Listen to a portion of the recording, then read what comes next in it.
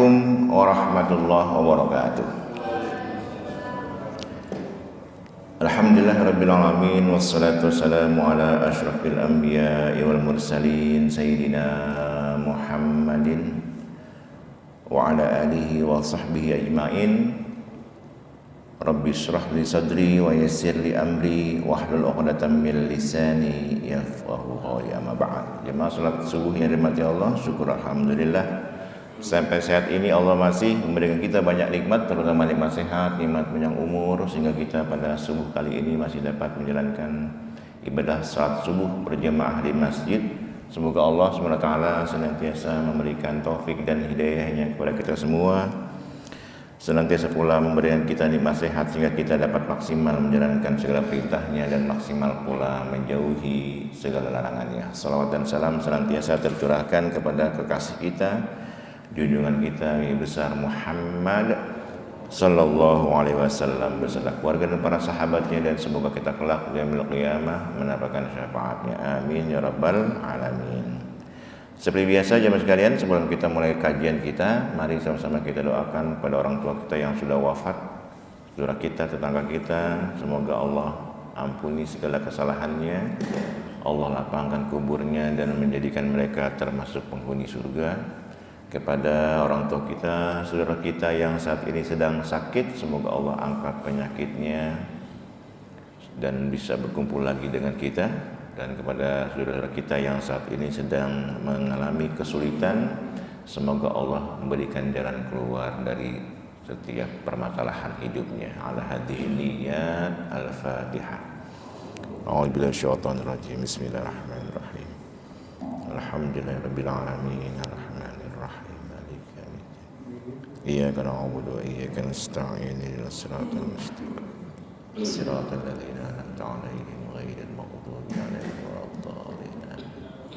Baik, yang kedua seperti yang sudah rutin kita lakukan, mari sama-sama kita membaca surat Al-Ikhlas 10 kali ya. A'udzubillahi minasyaitonir rajim. Bismillahirrahmanirrahim. Qul huwallahu ahad, Allahus samad, lam yalid wa lam yulad wa lam yakul lahu kufuwan ahad. Sadaqallahul azim. Baik jemaah sekalian dirahmati Allah, kalau kemarin kita membahas kitab hadis Arba'in, sekarang kita beralih ya, sama masih sekedar hadis, tapi hadis-hadis yang membicarakan tentang hukum fikih, yaitu dalam hadis dalam kitab Bulughul Maram ya. Kitab Bulughul Maram ini adalah kitab kitab yang sangat umum digunakan oleh orang-orang ya. Kitab standar lah ini ya. Bulughul Maram itu kitab standar yang sering digunakan dalam kajian fikih, hadis mengenai fikih. Nah, kitab Bulughul Maram ini berisi hadis-hadis tentang fikih ya, terutama dalam ibadah. Apa sih fikih, Pak? Fikih apa sih artinya? Nah, fikih dalam segi bahasa artinya mendalami ya, mendalami ilmu. Jadi makanya ada tafaqquh fiddin, artinya apa? Mendalami ilmu agama. Kata Nabi, jika Allah menyayangi seseorang, seorang hamba, maka Allah akan menancapkan kepadanya pemahaman terhadap agama, tafaqquh fiddin. Maka muncullah kata fikih. Jadi fikih ini adalah ilmu untuk memahami agama ya, memahami ilmu-ilmu agama. Nah, fikih hukumnya apa? Mempelajari fikih. Semua ulama sepakat mempelajari ilmu fikih hukumnya fardu ain. Mempelajari fikih hukumnya fardu ain. Jadi berdosa seorang muslim yang tidak mau belajar fikih. Tentunya fikih itu tidak harus semuanya mendalam ya. Yang penting dia harus mengetahui dasar-dasar fikih ilmu agama dalam Islam itu apa saja dia harus belajar. Karena bagaimana dia bisa sholat kalau dia tidak bisa ilmu fikih kalau tidak bisa cara-caranya? Bagaimana dia mau berpuasa kalau dia tidak pernah belajar ilmu fikih gitu. Jadi tata cara sholat, puasa dan lain sebagainya itu harus termasuk di dalamnya mengenal ilmu fikih ya. Manfaatnya apa? Ya makin banyak orang mengetahui ilmu fikih maka makin sempurna ibadahnya, itu pasti. Makin banyak dia mengetahui ilmu fikih maka ibadahnya akan lebih sempurna. Dan sebaliknya orang yang tidak mengetahui ilmu fikih akhirnya ibadahnya kurang sempurna. Bagaimana sholatnya biar sempurna, gimana berdirinya, bagaimana, apa yang harus dilakukan sebelum sholat, itu kan harus wudhu, harus bersuci. Nah dia sempurna. Bahkan kalau dia tidak mengetahui ilmu fikih itu akhirnya banyak ibadah yang dilakukannya menjadi salah. Orang nggak ngerti fikih, dia sholat padahal dia punya hadas, main sholat saja tidak berwudu, tidak sah sholatnya, tidak sah ibadahnya gitu ya. Orang puasa harusnya minimal dimulai dari terbit fajar sampai dengan terbenam matahari, tapi dia tidak mengetahui ilmu fikih akhirnya sahur jam 6 pagi setelah matahari terbit, nggak sah. Kenapa? Karena dia tidak mendalami ilmu fikih. Makin dalam ilmu fikih seorang maka seharusnya ibadahnya lebih sempurna ininya. Nah itu sekilas tentang fikih ya. Nah siapa sih yang pertama kali mencetus ilmu fikih? Fikih itu sejak ada sih, sejak kapan ada gitu. Nah kebanyakan kalau kita membaca sejarah itu dimulai dari masa tabi'in. Di masa tabi'in, jadi setelah sahabat. Makanya muncul imam-imam mazhab ya, Imam Malik, Abu Hanifah, Imam Syafi'i, Hambali, itu adalah mereka generasi tabi'in. Kenapa fikih itu tidak ada di zaman Nabi? Kenapa fikih tidak ada di zaman Nabi? Karena semua sahabat saat itu bertanya langsung kepada Nabi. Jadi tidak ada permasalahan. Ya Rasulullah, boleh gak gini? Boleh, kata Rasulullah. Udah finish. Ya Rasulullah, aku sholat begini. Apakah dibolehkan ya Rasulullah? Boleh. Ya sudah finish, selesai hukumnya. Tapi ketika di masa sahabat, itu sahabat masih kental. Nah, di masa tabi'in mulailah ketika umat Islam itu sudah berkembang luas di berbagai macam jazirah Arab, apalagi di negara-negara Eropa, maka muncullah permasalahan-permasalahan baru, ya. Permasalahan-permasalahan baru. Apa hukum misalnya mengangkat tangan Allahu Akbar, mengangkatnya sampai telinga, sampai dada atau gimana? Nah ini mulai ada permasalahan di kalangan umat Islam. Kalau zaman Nabi, ya Rasul boleh gak begini? Boleh. Udah selesai, nggak ada masalah tuh. Karena hukum tertinggi saat itu ya Nabi. Ya. Hukum tertinggi. Nah ketika sudah masa tabi'in, umat Islam sudah meluas, maka itu muncul. Apalagi misalnya ditanyakan oleh orang-orang yang bukan non-Arab, orang Persia, atau mungkin nanti ada orang Irak ya. Orang Irak itu kan orang Mesir itu kan bukan Arab ya. Mesir itu bukan Arab, dia termasuk Afrika, cuman oleh Umar bin Khattab diarabkan. Sebenarnya jemaah sekalian, kalau umat Islam itu mau mengarabkan semua jajahannya, bukan jajahan, semua wilayah yang dikuasai, itu mudah sekali. Misalnya Spanyol itu kan pernah dikuasai oleh Islam kan. Kalau mau umat Islam itu bisa saja Spanyol itu dijadikan Arab, bisa.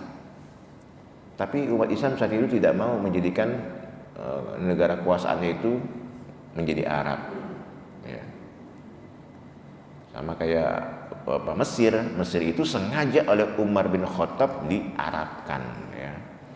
Karena penting menurut Umar itu dalam strategi wilayah Mesir itu penting diarabkan gitu. Makanya sekarang bahasanya bahasa Arab. Spanyol karena tidak diarabkan, akhirnya apa? Ya setelah mereka kuat berontak. Orang Islam yang ada di sana diusir gitu. Nah, padahal ketika Islam menguasai Spanyol tidak ada seorang asli Spanyol pun yang diusir. Bebas memeluk agamanya masing-masing ya gitu. Padahal kalau mau udah dibuang saya semuanya kan, diislamkan semuanya, tapi Islam tidak seperti itu. Nah, ketika Islam itu sudah kemana-mana, maka banyak permasalahan-permasalahan seputar ibadah, dan bukan hanya sekedar ibadah. Fikih ini bukan hanya sekedar ibadah aja mas sekalian ya. Ada sekedar ibadah dan muamalah. Muamalah itu termasuk misalnya bagaimana tata cara berpolitik, tata cara pengurusan jenazah, bagaimana cara hal-hal lain ya yang berhubungan dengan hubungan bermuamalah, itu banyak sekali dijelaskan oleh fikih. Ada yang tentang pernikahan, itu dibahas dengan fikih ya, termasuk warisan. Nah, ketika sudah muncul permasalahan itu, maka muncullah mazhab-mazhab ya, seperti yang kita kenal dalam Ahlussunnah wal Jamaah, yaitu ada 4 mazhab ya, Imam Abu Hanifah, Malik, Imam Syafi'i, kemudian mazhab Hambali. Sebenarnya banyak mazhab ini ya, mazhab itu banyak, cuman yang sampai sekarang ini masih bertahan gitu, yang diakui oleh umat Islam seluruh dunia, itu ada 4 mazhab ini yang besar ya. Nah, tentunya 4 mazhab ini dalam mengambil hukum dia berpegang pada 4 hal. Jadi ini kesepakatan Ahlussunnah wal Jamaah ya. Hukum itu dalam fikih dia selalu berujuk pada 4 sumber, yaitu yang pertama kita sudah tahu semua lah, Al-Quran ya. Kemudian yang kedua Al-Hadis yang sahih. Kemudian yang ketiga ijma ulama ya, kesepakatan para ulama. Kemudian yang keempat qiyas. Inilah yang dijadikan sumber dalam pengambilan hukum. Lalu dari 4 mazhab, misalnya kita Ahlussunnah wal Jamaah, dari 4 mazhab ini mana yang benar? Ya semuanya benar, semuanya benar. Tinggal kita mau milih yang mana, yang sesuai dengan kebutuhan kita. Jadi mazhab itu jemaah sekalian, ya, kalau dalam Ahlussunnah ada 4 ini yang tadi saya sebutkan itu. Mazhab itu ibarat kita masuk ke supermarket. Ini sebelum kita masuk ke fikih ya. Jadi mazhab itu sama persis seperti kita, ibaratnya gitu, kita masuk ke supermarket. Saya masuk ke supermarket, Pak Idris ya, Bang Ipin masuk ke supermarket kan, bebas. Supermarket itu udah terkenal bagus pokoknya. Nah, ketika masuk, masing-masing orang itu bebas memilih barang yang dia sukai. Misalnya saya mau beli TV, Pak Jum beli TV, ya kan? Pak Idris beli TV, Pak Yasir mau beli TV semua nih. Ketika masuk ya terserah sesuka kita. Saya sukanya merek LG misalnya. Sementara Pak Jum sukanya merek nasional. Pak Idris sukanya merek Sharp. Pak ini sukanya merek ini. Bebas-bebas saja. Kalau saya milih LG, kemudian Pak Jum milihnya TV merek nasional gitu, Bang Ipin misalnya pilih merek Sharp, mana yang benar? Mana yang benar? Ya semuanya benar, sesuai dengan selera seratnya kita. Saya kalau nonton LG itu kayaknya gimana gitu mata saya gitu kan. Dan ya saya yakin bahwa itu lebih kuat, lebih irit listriknya mungkin gitu kan, punya pendapat sendiri. Nah, begitupun dalam bermazhab. Ketika kita mendapatkan beberapa versi hukum dalam satu masalah, maka kita pilih sesuai dengan apa yang menurut kita paling baik. Nah, tentunya bagi kita yang masih awam, yang tidak pernah belajar mengetahui hukum-hukum itu, kita berpatokan pada siapa? Ya pada ulama saja, cukup. Ya kan, kita nggak bisa lebih seret Imam Syafi'i. Kemudian kenapa Imam Syafi'i? Ya karena memang orang tua kita mengajarkannya begitu, ya. Misalnya Bapak wudhu kan biasanya kita diajarkan itu kalau membasuh tenangan harus melebihi siku ya. Itu dari SD. Malah dulu ada rumor kalau tidak sampai siku nanti dijilat api neraka kan gitu dulu kan. Itu dalam mazhab Imam Syafi'i harus melebihi siku. Tapi ada mazhab lain ya, misalnya Imam Malik atau Abu Hanifah tidak perlu harus melewati siku. Pas siku juga nggak apa-apa. Nah ini tentunya tergantung kita seraknya mana ya. Mengangkat tangan Allahu Akbar di kuping atau di dada sama. kemudian meletakkan bersedekapnya mau di mana? Allahu Akbar, mau di dada, mau di perut, atau mau di bawah perut. Nah ini tentunya masing-masing mazhab bisa berbeda-beda. Mana yang benar? Semuanya benar. Jadi jangan menyalahkan praktek ibadah yang kalau misalnya itu ada sumbernya dari salah satu mazhab yang ada di dunia ya, yang diakui oleh dunia. Jadi itu kurang lebih ini ya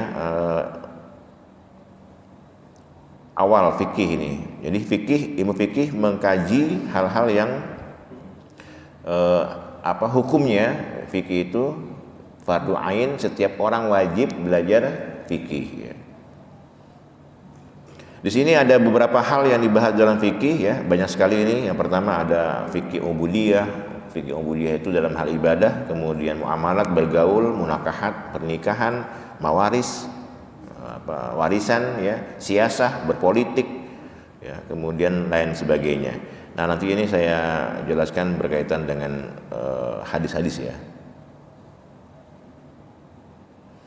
Ya, dalam fikih itu kita sudah tahu ada istilah wajib, ada istilah sunnah.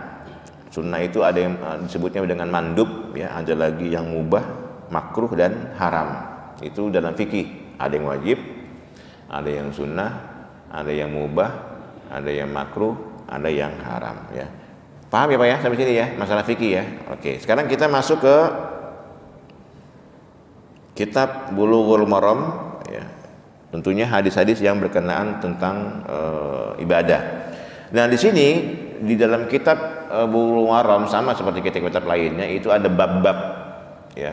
Biasanya itu dalam kitab-kitab fikih itu sejak saya dari sekolah dasar belajar MI ya di Al-Azhar itu, kemudian di pondok sampai dengan kuliah, di kitab-kitab fikih itu bab pertama pasti yang dibahas adalah bab tentang toharoh, tentang bersuci.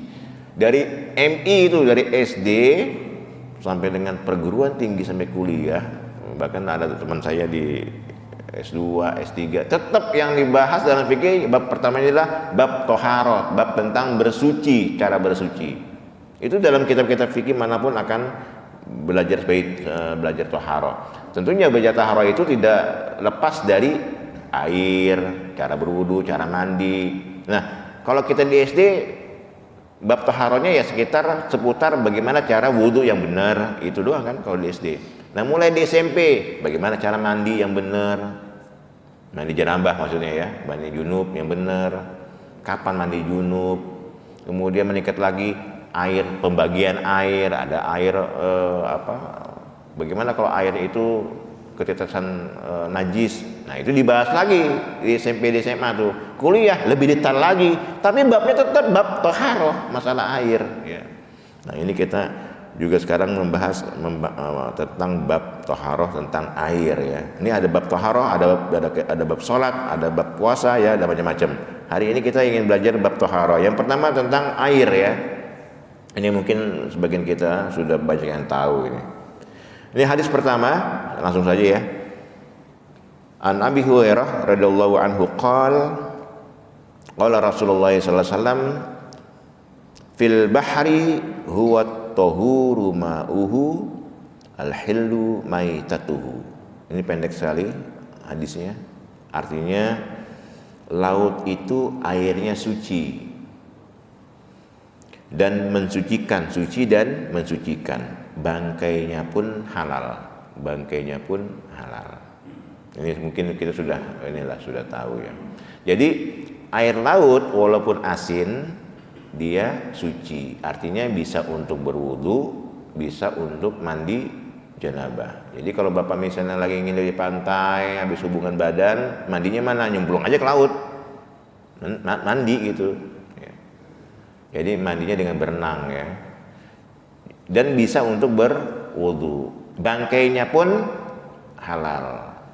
Nah, masalah bangkai ini ada perselisihan ulama. Kalau bentuknya ikan maka halal. Ini dalam mazhab Imam sebentar ya. Lupa saya, Malik apa itu. Ya, ada pendapat yang mengatakan bahwa Imam Abu Hanifah ya, Imam Abu Hanifah mengatakan bahwa hewan laut tidak halal kecuali bentuknya ikan. Imam Abu Hanifah. Yang kedua, Imam Ahmad.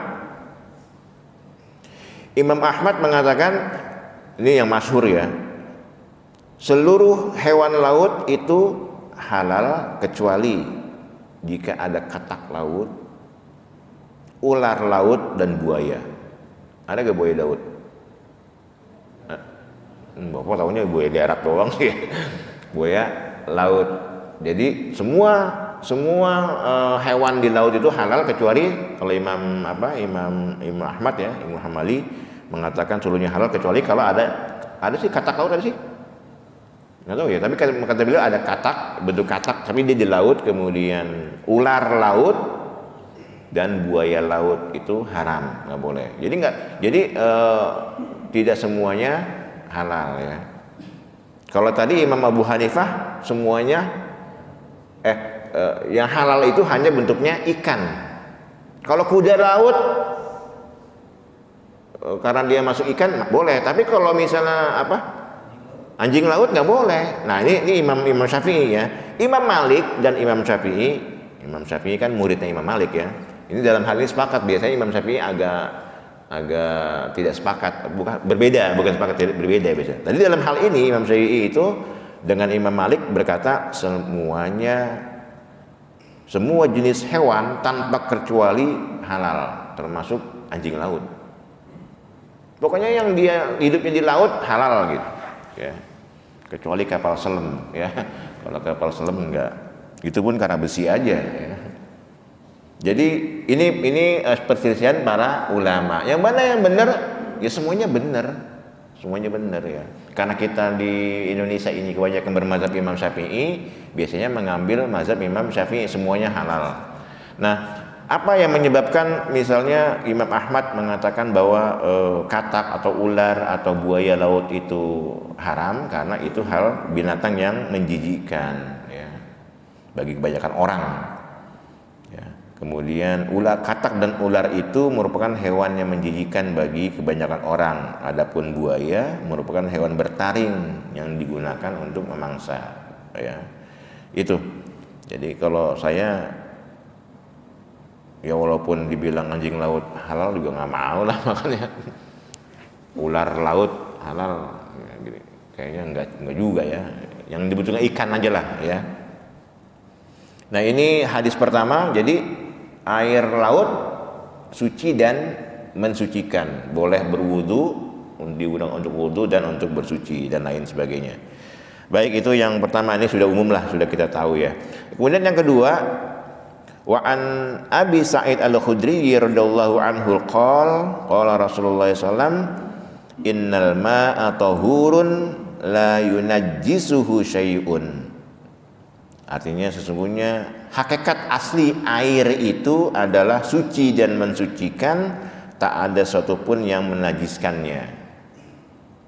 Hakikat dari air itu suci sampai ada sesuatu yang membuatnya najis. Nah, hadis berikutnya hampir sama redaksinya, yang ketiga, innal ma la yunajjasahu syai'un illa ma ghalaba ala rihihi wa ta'mihi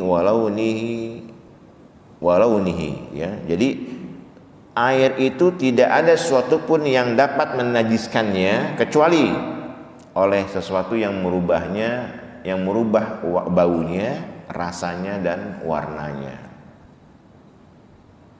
Contoh yang berubah warnanya yang paling gampang, kopi. Bapak bikin kopi itu nggak bisa untuk wudu karena sudah berubah warnanya. Atau yang berubah baunya, udah dicampur apa gitu, kemudian baunya misalnya ada air satu ember gitu, kemudian kok baunya kayak bau ada bangke gitu, misalkan ada bangke cicak gitu. Nah itu berarti dia sudah tidak suci dan mensucikan ya. Atau rasanya ya, dilihat airnya tawar, kecuali air laut emang asin kan, pas dirasain kok manis nih, air apa nih, katanya air sirup ya. Nah itu Jadi dia suci tapi tidak mensucikan. Tidak bisa digunakan untuk bersuci, nggak bisa untuk berwudu ya. Gitu. Nah, ini masalah air yang terkena najis itu menjadi najis kalau airnya sedikit. Imam dalam mazhab Imam Syafi'i itu ada istilah kullah. Kalau 2 kullah kata Imam Syafi'i, kalau misalnya kita punya ada Imam Syafi'i itu 2 kullah itu kurang lebih 60 kali 60 cm. 60 cm kali 60 cm ya kurang lebih 200 kilo atau 200 liter air ya. Satu bak gitu. Kalau dia kejatuhan najis misalnya ada tai cicak ya. Nah, itu dia masih suci. Jadi yang tidak suci itu kalau misalnya air cuma 1 gayung kejatuhan najis. Nah, itu tidak bisa digunakan untuk bersuci ya. Tapi kalau airnya banyak, apalagi airnya mengalir, sungai sungai itu airnya coklat ya, kan berubah warna, masih suci gak? Masih, karena jumlahnya banyak. Kecuali pada empang yang kecil, kalau dulu kan di sini di belakang film ada empang ya, suka berenang tuh, kan itu empang itu airnya tidak mengalir. Ya, kalau empangnya airnya tidak mengalir, kita tidak boleh langsung bersuci di situ tanpa mengetahui air ini suci atau tidak. Jangan-jangan empang airnya tidak mengalir, di sana ada jamban. Kan begitu biasanya kan. Nah, itu tidak boleh ya. Jadi kalau airnya tidak mengalir, kita harus waspada. Air ini sumbernya dari mana? Air hujan misalnya. Tiba-tiba di pinggiran ada orang pipis, ada kencing, ada jamban lagi. Nah, itu maka tidak bisa kecuali airnya sungai mengalir. Ya. Maka Nabi sangat melarang orang itu walaupun di sungai itu untuk buang air dan pipis di situ. Ya. Walaupun kalau sungainya gede nggak apa-apa ya. Tapi kalau sungainya hanya kecil gitu, kali gitu, kita dilarang untuk buang air di situ kalau kita tahu bahwa air itu merupakan sumber untuk penduduk ya. Tapi kalau kita tahu kayak sungai Ciliwung gitu kan kadang-kadang sebagian orang menjadi sumber kan, tapi karena dia besar sungainya tidak jadi masalah. Tapi kita bisa di kampung-kampung ada air ya cuman semeter sungai gitu, kali lah. Kita tahu di bawah sana orang minum dari situ, mandi dari situ. Jangan kita tinggal di atas pipis di situ. Buang air di situ ya. Nah, itu Nabi mengecam ya, jangan seperti itu. Nah, maka nanti ada bab misalnya jangan engkau mandi janabah di air di empang yang tidak mengalir. Jangan engkau mandi janabah di empang yang airnya tidak mengalir. Kalau mengalir nggak apa-apa ya. Nah, itu hadis mengenai air ya. Kemudian yang berikutnya ini ada penjelasan tentang 2 kullah ya. Idza kana al-ma'u kullatain lam yahmil al-khabas wa fi lafzin akhar lam yunajjas lam yanjus ya. Artinya jika banyaknya air telah mencapai 2 kullah, dari saya katakan 60 cm dalam mazhab Imam Syafi'i 60 cm kali 60 cm ya. Maka ia tidak mengandung kotoran. Nah, air yang lebih dari 2 kullah itu boleh kita berwudu dengan cara bahasa kitanya dikobok gitu. Kalau orang-orang kampung itu kan di kolam gede gitu kan, wudunya kan wah gitu kan, kumur-kumur di situ juga kan. Nah, jadi kalau lebih dari 2 kullah dibolehkan, dia bukan air mustakmal. Air mustakmal itu air yang sudah dipakai. Tapi kalau cuma 1 gayung nggak boleh Bapak wudunya itu dikobok atau ember kecil gitu, harus dituang ya.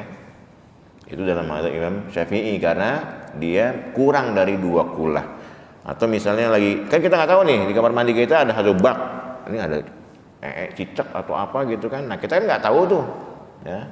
Kalau nggak tahu karena dia sudah besar ukurannya 2 kullah maka sah untuk berwudu ya. Kemudian yang berikutnya ini ada hadis tentang cara mandi janabah ya, mandi junub. Yaitu hadis yang menjelaskan bahwa ada hadis yang mengatakan, saya baca artinya aja ya. Rasulullah SAW melarang perempuan, istri artinya, mandi dari sisa air suaminya, dan suaminya pun begitu, tidak boleh mandi dari sisa air istrinya. Artinya apa? Jadi nggak boleh kita ada orang mandi janabah gitu, kemudian diguyur, kan biasanya langsung buang tuh. Ini dia mandinya mungkin di kolam atau di ember atau di bak gitu.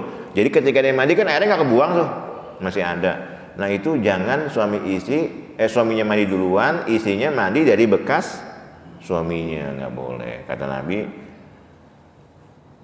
tapi hendaklah keduanya menyiduk atau mengambil air bersama-sama. Jadi mandi bareng, ya, jangan bekas dari salah satunya. Ya. Tapi kalau kita biasanya mandi bareng lah Pak ya Pak Sep ya, kalau mandi janabah. Jadi satu kolam mandi bareng. Bahkan kalau Haji Asep saling mengguyurkan ya, saling mengguyurkan. Ini jadi sama pun berwudu begitu ya. Makanya Nabi itu nggak boleh melarang umatnya untuk mandi janabah di air yang tidak mengalir, karena khawatir nanti orang lain akan mengambil air itu untuk bersuci yang lain, untuk wudu, untuk apa ya. Kenapa? Karena ketika sudah dipakai dia jadi mustakmal. Karena Nabi tidak boleh, Nabi melarang umatnya untuk dulu gini, Nabi wudu, orang-orang tuh pada ini gitu loh, ngambil dari sisanya. Wudu. Ada sahabat yang menadah bekas wudu Nabi gitu, nggak boleh sama Nabi. Kalau Nabi saat itu mendiamkan, khawatir umat-umat zaman sekarang nanti ada pak kiai lagi habis wudu, ditalangin sama dia kan. Wah ini air bekas kiai ini gitu. Keramat berkah itu. Jadi ini lagi ya. Kan banyak sekarang Bu. Ini dalam hasil suci. Kalau di pondok saya itu, kecuali dalam misalnya mengambil berkah ya, misalnya bekas minum. Saya dulu waktu di pondok kadang-kadang kalau ada bekas minum kiai itu berebutan tuh gelasnya, berebutan ambil berkah ya. Ya walaupun nggak gitu-gitu juga, tapi santri itu kayaknya minum bekas minum kiai itu perasaan tuh apa? Wah gitu. Ya, makanya dalam tradisi-tradisi orang-orang apa ya di kampung-kampung tuh begitu ya. Habis maulid, wah bekas kiai, berebutan tuh santrinya, ngomong gitu kan. Hanya sekedar menyicipi sedikit aja, mengambil berkah katanya. Tapi sekali lagi kalau untuk minum boleh, tapi kalau untuk wudu tidak, untuk bersuci tidak boleh ya. Kemudian berikutnya ini hampir sama ya, saya baca artinya saja.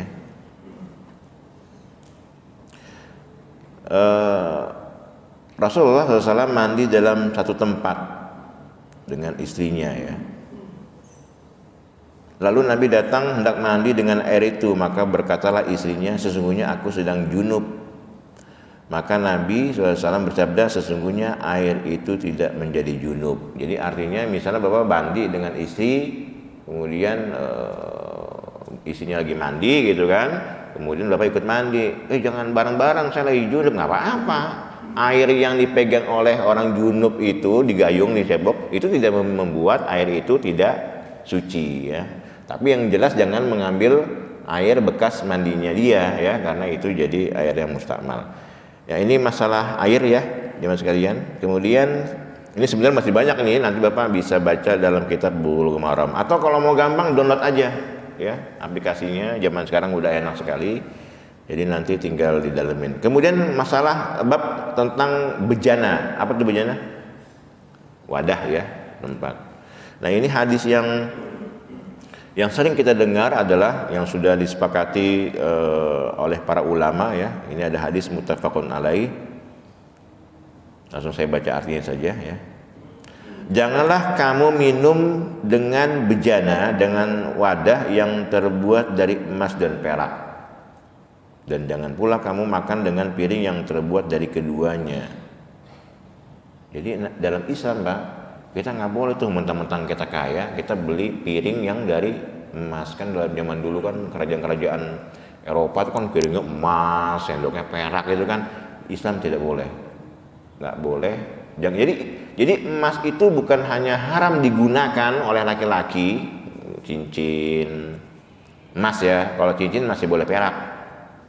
Tapi kalau emas, cincin yang dari emas nggak boleh laki-laki menggunakannya. Termasuk wadah untuk makan dan minum, gelasnya dari emas nggak boleh, ya, dilarang.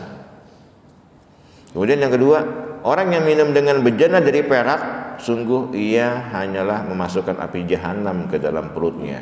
Muttafaqun alaih, ya. Ini Nabi mengecam, ya, Nabi mengecam, nggak boleh minum dari bahan yang wadahnya itu terbuat dari emas atau perak, ya. Bagaimana kalau misalnya ada pertanyaan, kan emas kita sudah sepakat lah, emas itu haram digunakan oleh laki-laki, ya. Masalah hikmahnya apa? Ya sudah, ikutin aja. Kenapa emas itu haram untuk laki-laki? Walaupun ada sebagian ulama kecil yang membolehkan, ya. Kalau misalnya apa hikmah sih? Kenapa laki-laki dilarang pakai emas? Apa hikmahnya? Ya walaupun ada hikmahnya itu ya belakangan saja diketahui. Misalnya kalau perempuan, jadi dalam tubuh itu darahnya tidak menyehatan darah gitu ya. Kenapa wanita boleh? Karena wanita tiap bulan haid. Jadi racun atau apanya gitu keluar saat haid, itu mah ya hikmahnya aja, belum tentu benar juga, ya. Penelitian-penelitian itu belum tentu benar juga. Tapi kalau kata Nabi nggak boleh, ya sudah ikutin saja, nggak usah nyari alasan kenapa nggak usah gitu, Pak, ya. Itulah dalam beragama. Jadi jangan dicari celah-celahnya, karena tidak setiap pertanyaan itu bisa dijawab. Tidak semua pertanyaan mengapa bisa dijawab. Begitupun dalam agama. Kalau orang nanya ke kita, kenapa manusia matanya 2? Ya nggak bisa jawab. Dari sananya. Kenapa ayam kakinya 2? Bukan 4. Ya kalau 4 ayam kambing namanya kan. Ya sudah dari sananya. Jadi nggak bisa pertanyaan itu dijawab. Sama dalam agama pun begitu, ya. Kenapa Nabi melarang kita menggunakan, laki-laki menggunakan emas? Ya sudah, ikutin aja. Nah, walaupun nanti ada perkembangan zaman sekarang ini banyak permasalahan-permasalahan, itulah fikih. Fikih itu selalu berkembang. Fikih itu selalu berkembang. Makanya dalam Imam Syafi'i itu ada istilah qaulun qadim dengan qaul jadid. Jadi ada pendapat Imam Syafi'i yang lama, ada yang baru. Artinya Imam Syafi'i sendiri merevisi pendapatnya yang lalu. Kenapa? Karena tergantung beliau tinggal di mana, di Mesir atau di Madinah, itu berbeda fikihnya. Kenapa Imam Malik dengan Imam Abu Hanifah atau Imam Syafi'i itu berbeda? Karena mereka tinggalnya juga di daerah yang berbeda. Abu Hanifah cenderung dia di bangsa Afrika. Jadi mungkin lebih kendor dalam hal-hal fikih, berbeda dengan Imam Syafi'i yang lebih ketat. Ya, karena apa? Karena kondisi masyarakatnya yang berbeda-beda. Nah, sekarang misalnya muncul pertanyaan, bagaimana saya menggunakan jam tangan ada emasnya? Kan gitu. Kan yang kita tahu emas itu kalau emas murni kan. Bagaimana kalau kita menggunakan jam mengandung emas sebagiannya?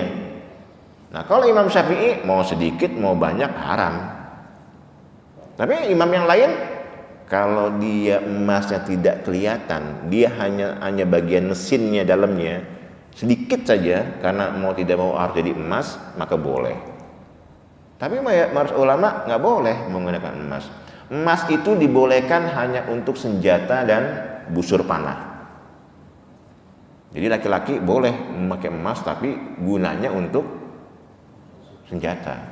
Boleh bawa senjata pakai emas, boleh, ya, kegunaannya. Tapi kalau hanya untuk perhiasan, malah kalau kata Imam Syafi'i ini, Imam Hambali kalau nggak salah, kalau emas itu, kalau jam itu sebagian saja gitu, emas itu hanya untuk kemewahan, maka makruh hukumnya.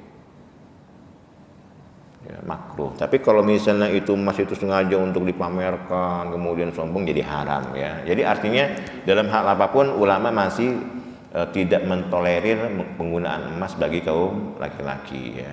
Sampai jam juga. Nanti mungkin di kemudian hari ada lagi bagaimana HP kalau pakai emas. HP emas. Nah, kemudian yang dimaksud dengan menggunakan itu seperti apa? Digunakan di tangan. Kalau HP pakai emas gimana? Kan nggak digunakan, hanya dipegang-pegang aja kan?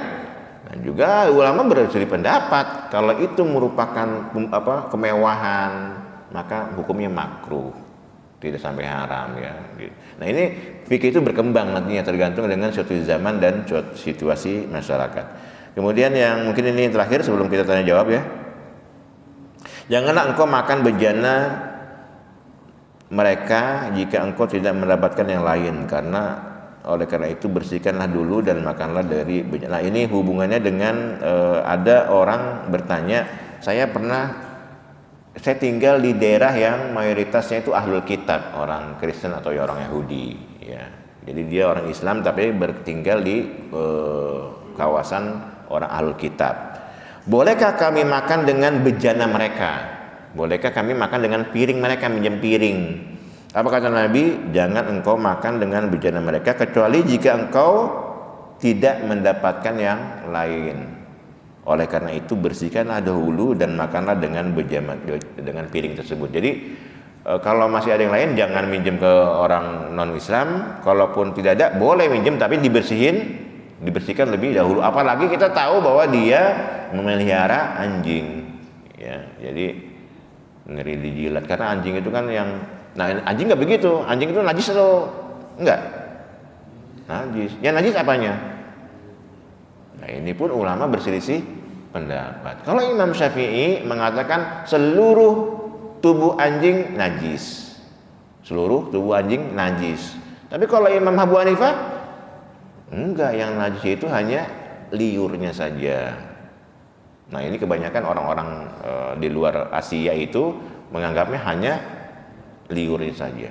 Karena apa? Hadisnya itu ketika ada anjing menjilat sebuah bejana, maka Nabi memerintahkan untuk mencuci bejana itu dengan 7 kali air, salah satunya dengan tanah. Nah, kalau di Eropa itu yang najis hanya liurnya saja. Makanya bagaimana kalau misalnya saya mau miara anjing? Nah, kalau di kita kan kayaknya gimana gitu kan? Orang di masyarakat kita tuh Islam, ada orang Islam miara anjing, aneh gitu kan? Ya di sini aja. Tapi kalau di Eropa, di negara Islam yang lain biasa ya. Nah, bagaimana cara dan kita sebagai umat Islam jangan mentang-mentang anjing itu najis, haram, kemudian kita benci sama anjing, nggak boleh Pak. Ya, nggak boleh. Ditimpuk, disiksa, nggak boleh, disayang gitu. Nah, kalau orang-orang orang-orang luar itu, ulamanya mengatakan untuk mengasihi atau menyayangi anjing itu cara mengusapnya, karena mereka hanya ininya saja kan, hanya liurnya saja kan yang najis kan, maka cara mengasihi anjing itu dengan mengusap bagian atas kepalanya. Ini bukan mazhab Imam Syafi'i ya, karena Imam Syafi'i semuanya najis. Tapi dalam mazhab lain, cara mengasihi anjing itu boleh kita mengusap pala bagian atas. Kenapa? Karena itulah satu-satunya tempat yang tidak mungkin dijilat oleh anjing. Kalau kakinya masih dijilat sama dia tuh, kaki tangan ya kan. Tapi bagian atas anjing ini tidak terjangkau oleh liur anjing itu, maka boleh dielus gitu ya. Nah, ini jamaah sekalian mungkin ya masalah air dan jadi sekali lagi yang pertama air untuk bersuci. Kalau di kita di Indonesia mungkin air melimpah, jadi kita cocoklah dengan mazhab Imam Syafi'i ya. Tapi bagaimanapun, kalaupun kita berwudu di tempat sumber air yang banyak, tidak boleh boros. Tetap hemat walaupun engkau berwudu di sungai.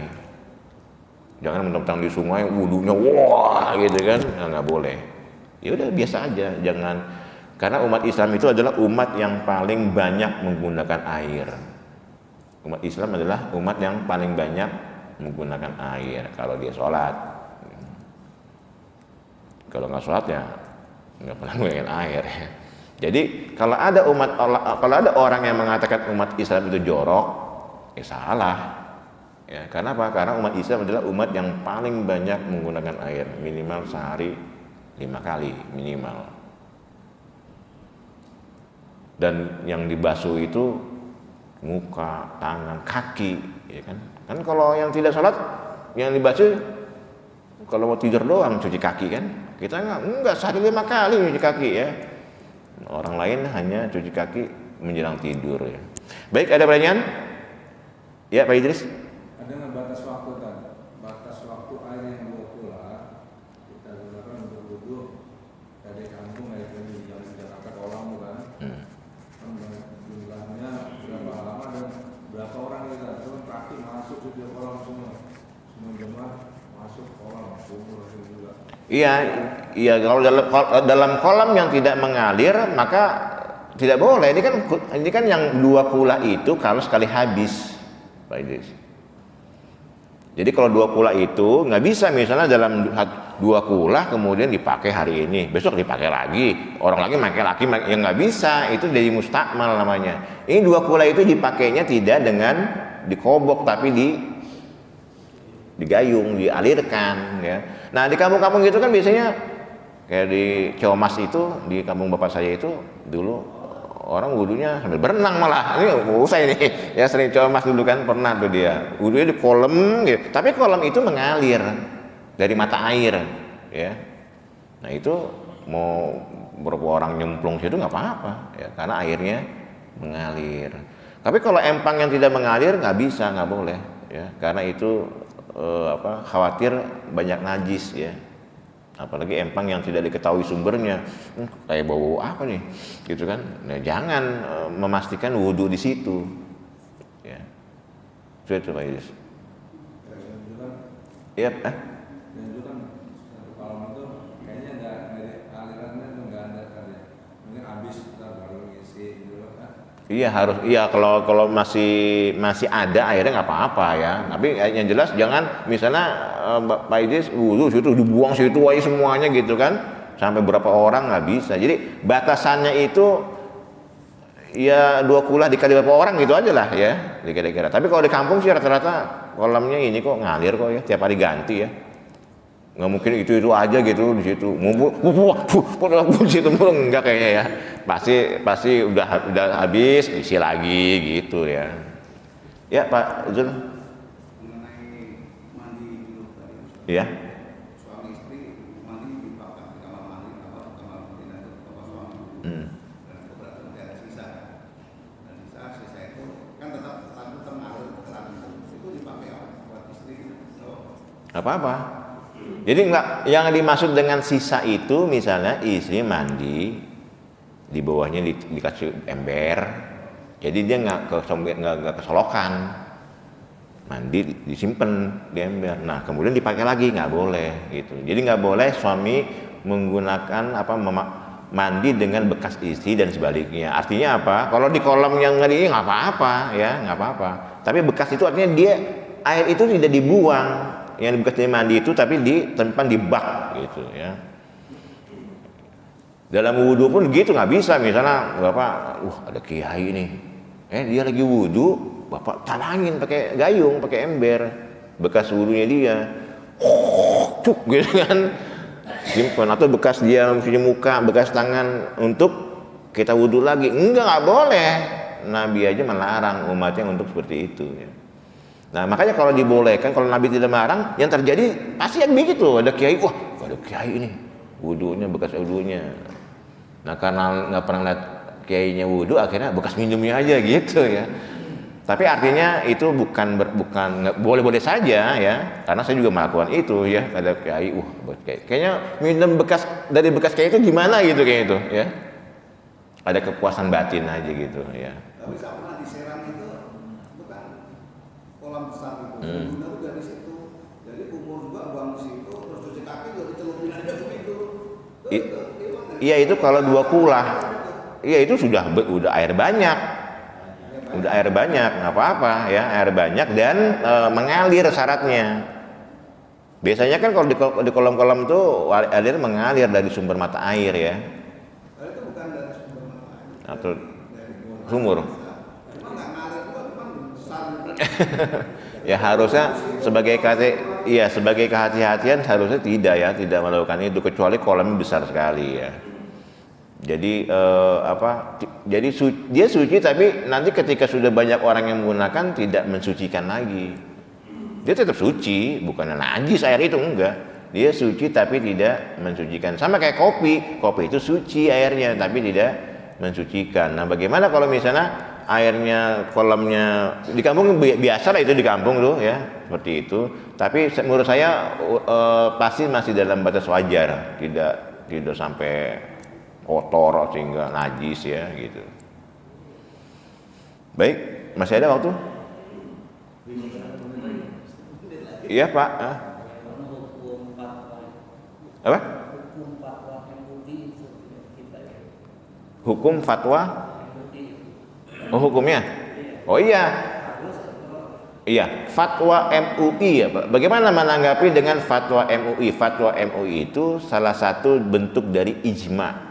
Kan ada Quran, ada hadis, ada ijma, ada qiyas. Maka yang mutlak harus dipatuhi adalah dari Al-Quran dan Sunnah. Kalau ijma ini bisa tergantung dari setiap dari waktu, kasus dan tempat.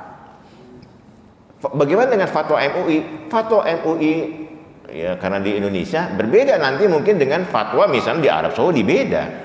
Kenapa? Karena masyarakatnya berbeda. Nah, kita sebagai umat Islam yang awam-awam ini, bagaimana cara menanggapi fatwa MUI? Maka caranya ya sudah, apa yang kata MUI kita patuhi.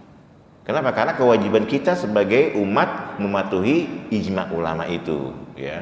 Kecuali kita misalnya memiliki dasar atau pengetahuan yang kayaknya MUI berbeda dengan kayak saya nih, yang saya pelajari, yang saya ketahui setelah saya telaah gitu, ternyata nggak begini, masih boleh kok gini misalnya. Nah, itu boleh. Jadi yang namanya ijma ulama itu tidak mutlak benar atau tidak mutlak harus diikuti. Itu juga tergantung srek ya. Tapi bagi kita umat Islam, karena kita sudah memiliki perkumpulan para ulama, maka hendaknya mengikuti fatwa dari MUI itu ya. Karena tentunya MUI itu sudah melakukan pengkajian yang mendalam, dan MUI itu bukan hanya ulama saja. Di sana itu ada dokternya, ada ahli teknologinya, macam-macam ya, bukan hanya ulama dalam bidang agama gitu Pak. Jadi kedudukan fatwa ilmi mungkin hampir sama dengan ijma yang kita sebagai umat Islam di Indonesia harus mengikuti ya gitu. Walaupun kalau kita tidak mengikuti juga tidak dosa ya, tidak dosa. Misalnya kayak fatwa MUI sholat jamaah harus renggang gitu misalnya kan, atau jaga jarak, harus pakai masker. Bagaimana kalau ada umat Islam yang tidak mematuhi fatwa itu? Ya tidak berdosa juga ya. Tapi sebaiknya sebagai umat Islam, kalau hal-hal yang itu kan sifatnya kan hanya teknis ya. Tapi kalau misalnya ada fatwa misalnya sholat harus mengangkat tangan segini misalnya kan, nah kita lihat lagi ya, pendapat lain bagaimana, ada gak yang bertentangan, ada yang berlainan, bukan bertentangan ya. Kalau masih ada yang berlainan, maka kita masih boleh menggunakan pendapat yang lain. Nah, MUI sekarang kan baru-baru aja ya, baru di abad sekian. Nanti mungkin banyak persoalan-persoalan umat di Indonesia ini yang butuh fatwa dari ulama, butuh. Karena apa? Karena di zaman Nabi tidak ada.